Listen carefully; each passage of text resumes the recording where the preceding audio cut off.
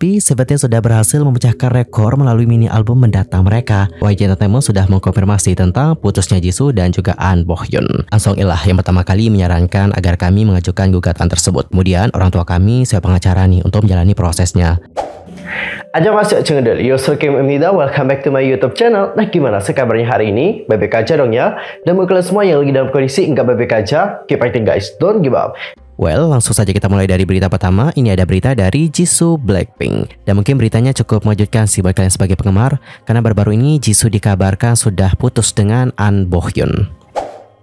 Blink, seperti yang kalian tahu bahwa pada bulan Agustus nih, Jisoo dan An Bohyun secara resmi mengkonfirmasi hubungan mereka.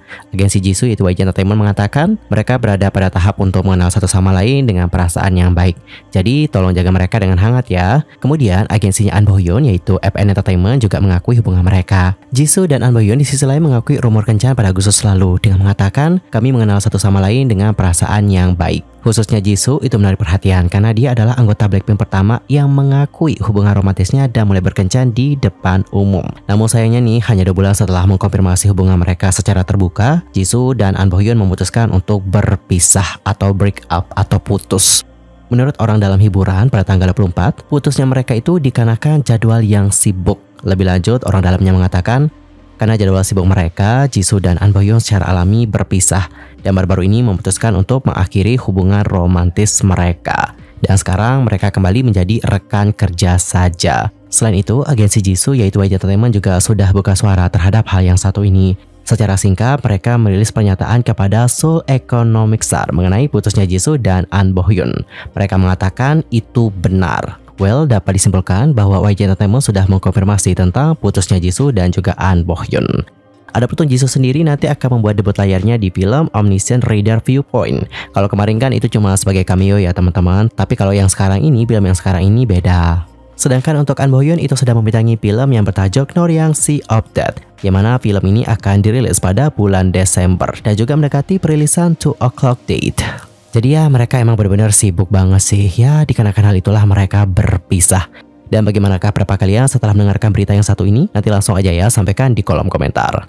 Di sisi lain, pada tanggal 24 Oktober, orang dalam industri berbagi bahwa Jisoo Blackpink akan membintangi film yang bertajuk Omniscient Reader's Viewpoint. Menanggapi laporan itu, YG Entertainment berbagi bahwa Jisoo Blackpink menerima tawaran untuk membintangi film tersebut dan sedang meninjau tawaran itu secara positif. Adapun untuk Omniscient Reader's Viewpoint didasarkan pada novel web dengan judul yang sama dan mengikuti kisah Kim Dokja, yang mana dunianya itu tiba-tiba berubah menjadi novel web yang ia baca. Selain web novel, webtoon yang sedang berlangsung juga menerima banyak cinta dari para penggemar loh.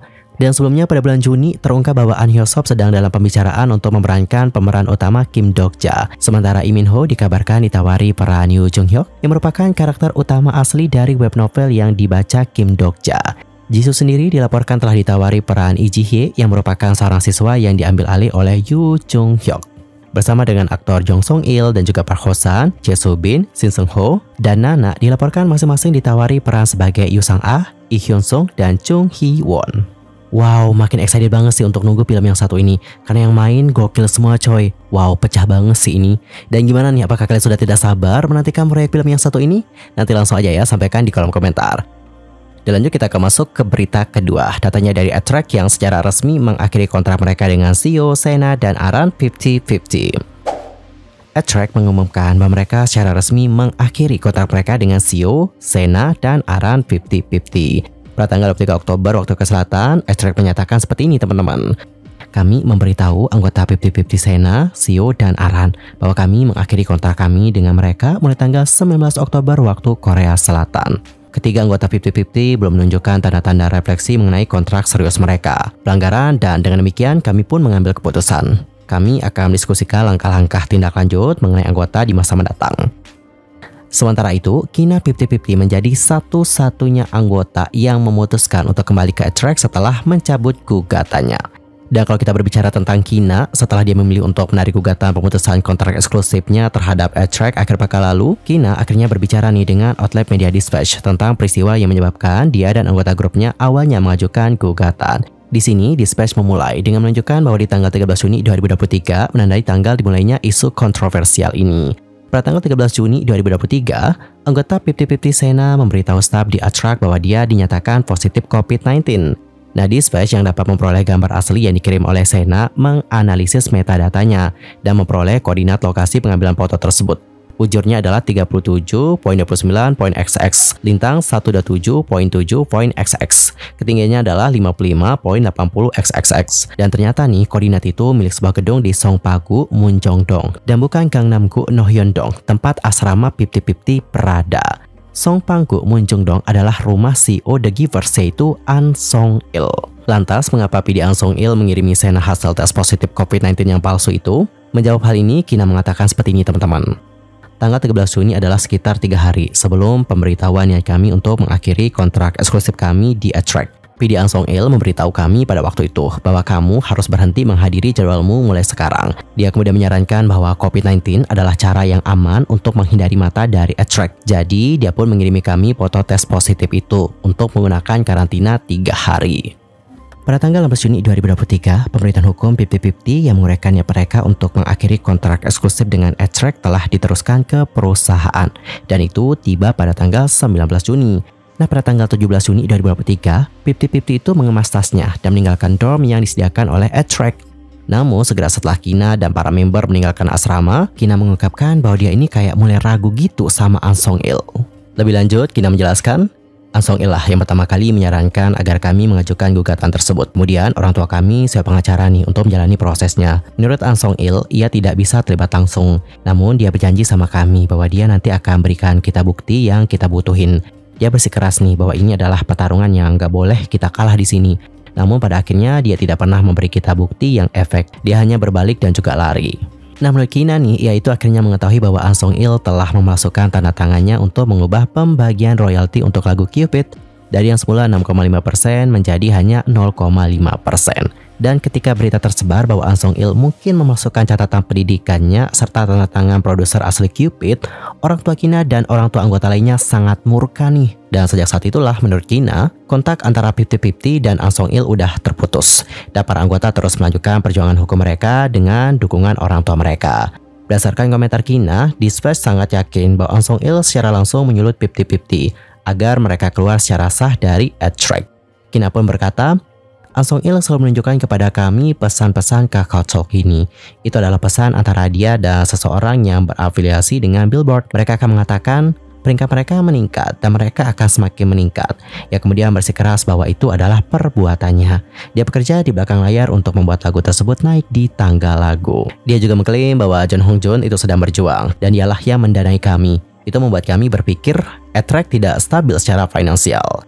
Dia terus menanamkan kecemasan dalam pikiran kami seperti itu. Jadi kurang lebih seperti itulah bagaimana penjelasan dari Kina. Kemudian An Song-il juga menerima tawaran pembelian 50-50 dari Warner Records. Dia memberitahu para anggota tentang tawaran pembelian tersebut, lalu mengklaim bahwa Jun Hong Jun menolak tawaran tersebut meskipun itu akan menjadi win-win solution bagi kita semua. Namun di sini Kina tidak mengerti.